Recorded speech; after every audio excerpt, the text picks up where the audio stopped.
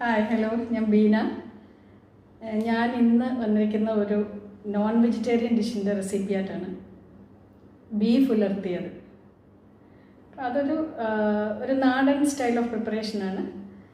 അപ്പം അതെങ്ങനെയാണ് പ്രിപ്പയർ ചെയ്യുന്നതെന്നും അതിന് വേണ്ടുന്ന ചേരുവകൾ എന്തൊക്കെയാണെന്ന് നമുക്കൊന്ന് നോക്കാം.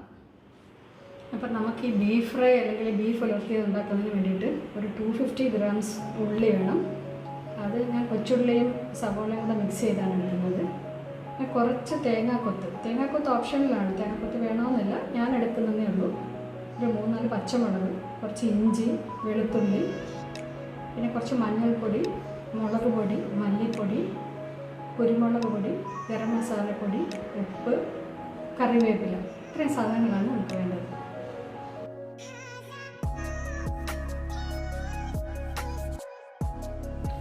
അപ്പോൾ ഇതിന് വേണ്ടിയിട്ട് നമ്മളൊരു കുക്കറിനകത്തേക്ക് 1 കിലോ ബീഫാണ് എടുത്തിരിക്കുന്നത്.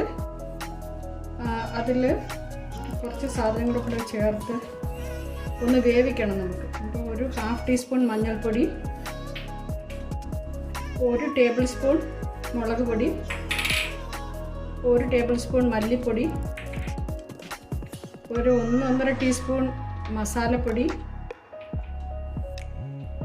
1 ടീസ്പൂൺ കുരുമുളക് പൊടി, ഒരു 1.5 ടേബിൾ സ്പൂൺ ഇഞ്ചി അരിഞ്ഞത്, 1.5 ടേബിൾ സ്പൂൺ വെളുത്തുള്ളി കൊത്തി അരിഞ്ഞത്, ഒരു 3-4 പച്ചമുളക്, 2 തണ്ട് കറിവേപ്പില, ഇതെല്ലാം കൂടി ഇട്ടൊന്ന് ഒരു ടീസ്പൂൺ ഉപ്പ് പിന്നെ നോക്കിയിട്ട് ആവശ്യത്തിന് നോക്കിയിട്ട് പിന്നെ വേണമെന്നുണ്ടെങ്കിൽ ചേർത്ത് കൊടുക്കാം. ഇതെല്ലാം കൂടെ ഒന്ന് ഇളക്കി യോജിപ്പിക്കുക. വെള്ളം ഒഴിക്കണ്ട, ഇപ്പം ബീഫിൽ നിന്ന് തന്നെ വെള്ളം ഇറങ്ങിക്കോളും. അപ്പോൾ അതുകൊണ്ട് പ്രത്യേകിച്ച് വെള്ളം ഒഴിക്കേണ്ട കാര്യമില്ല.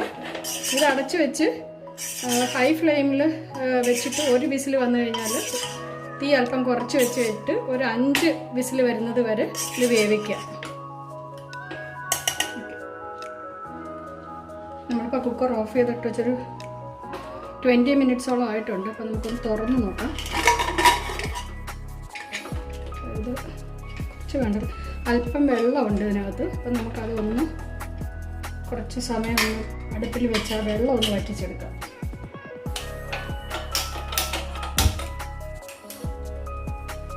ഞാനൊരു ചീനച്ചട്ടിയിലാണ് ബീഫ് ഫ്രൈ ഉണ്ടാക്കുന്നത്. അപ്പോൾ ആദ്യം ഇതിലേക്ക് ഒരു 4 ടേബിൾ സ്പൂൺ എണ്ണ ഒഴിച്ച് കൊടുക്കാം.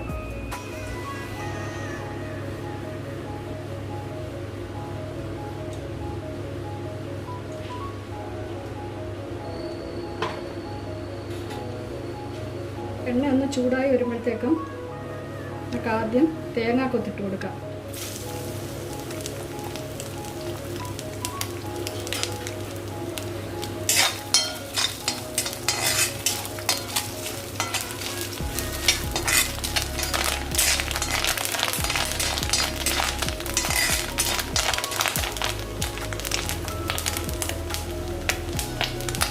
തേങ്ങ ഏകദേശം ഒന്ന് മൂത്ത് തുടങ്ങിയിട്ടുണ്ട്. ഇനി അതിലേക്ക് ഉള്ളി ഇട്ട് കൊടുക്കാം.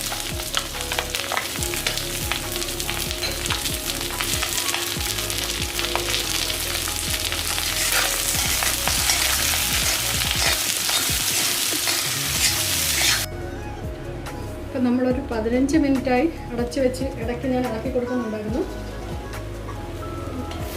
ഇതാണ് ഇപ്പോഴത്തെ സ്റ്റേജ്. അപ്പോൾ ഇനി നമുക്കിതിലേക്ക് ഒരു ടീസ്പൂൺ കൂടെ, 1 ടീസ്പൂൺ കുരുമുളക് പൊടി ഓൾറെഡി ഞാൻ ബീഫ് വേവിച്ചപ്പോൾ ഇട്ടിരുന്നു. ഇനി ഇതിൻ്റെ കൂട്ടത്തിൽ 1 ടീസ്പൂൺ കുരുമുളക് പൊടിയും കൂടെ ഇട്ട് കൊടുക്കാം.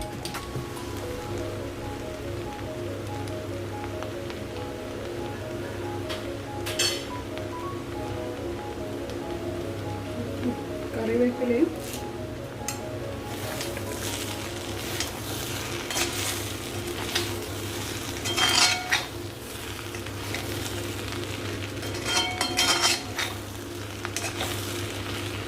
ഉപ്പൊക്കെ ഒന്ന് നോക്കാം.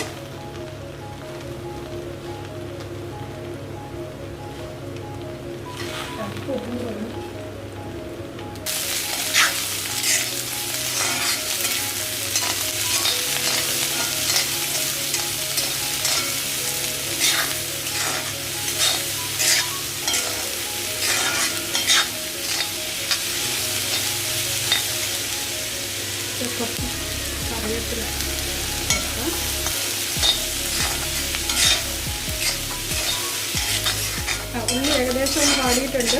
ഇതിലേക്ക് ഒരു 1/2 ടീസ്പൂൺ മഞ്ഞൾപ്പൊടി നമ്മൾ ബീഫ് ഇട്ടിട്ടുണ്ടായിരുന്നു. ഇതിന് ഉള്ളിയുടെ കൂടെ ഒരു 1/2 ടീസ്പൂൺ മഞ്ഞൾപ്പൊടി കൂടെ ഇടാം.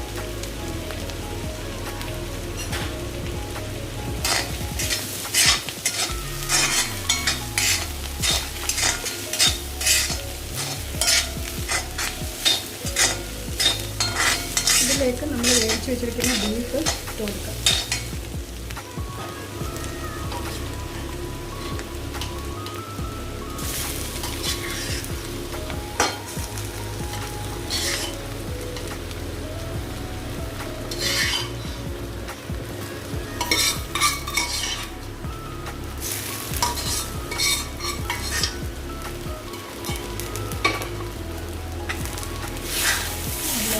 വേവിപ്പിക്കാം.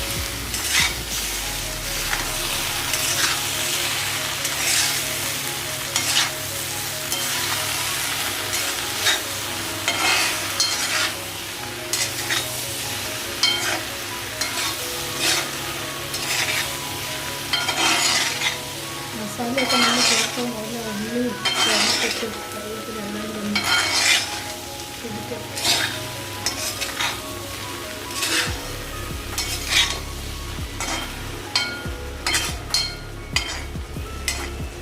ഇതൊന്ന്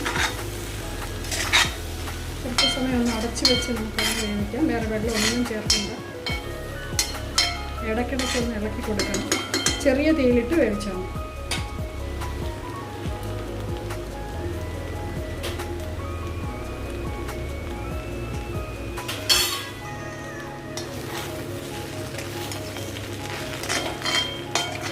ഇനി ഒരു 5 മിനിറ്റും കൂടെ ഇതൊന്ന് അടച്ച് വെച്ച് ഈ കുരുമുളകൊക്കെ ഒന്ന് പിടിക്കട്ടെ, ഒന്ന് വേവിക്കാം. അപ്പം ഒരു 5 മിനിറ്റ് ആയിട്ടുണ്ട്. അപ്പം നമുക്കൊന്ന് തുറന്ന് നോക്കാം. അടിപൊളി സ്മെല്ലാണ് വരുന്നത്. കുരുമുളകും മസാലയും എല്ലാം പിടിച്ചിട്ട് നമ്മുടെ ബീഫ് ഉലർത്തിയത് റെഡി ആയിട്ടുണ്ട്.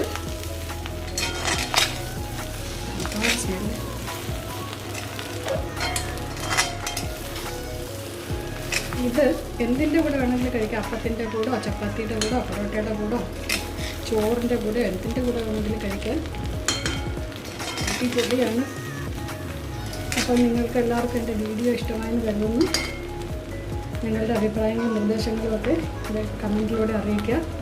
അതുപോലെ വീഡിയോ ഇഷ്ടപ്പെട്ടെങ്കിൽ എൻ്റെ ചാനൽ സബ്സ്ക്രൈബ് ചെയ്യാത്തവർ ഒന്ന് സബ്സ്ക്രൈബ് ചെയ്യുമ്പോൾ ചെയ്യണേ. അതുപോലെ ലൈക്ക് ചെയ്യും ഷെയർ ചെയ്യുകയൊക്കെ ഒന്ന് ചെയ്യണേ. ഇനി നമുക്ക് ഇതിനെ ഒരു സെർവിങ് ബൗളിലേക്ക് മാറ്റാം.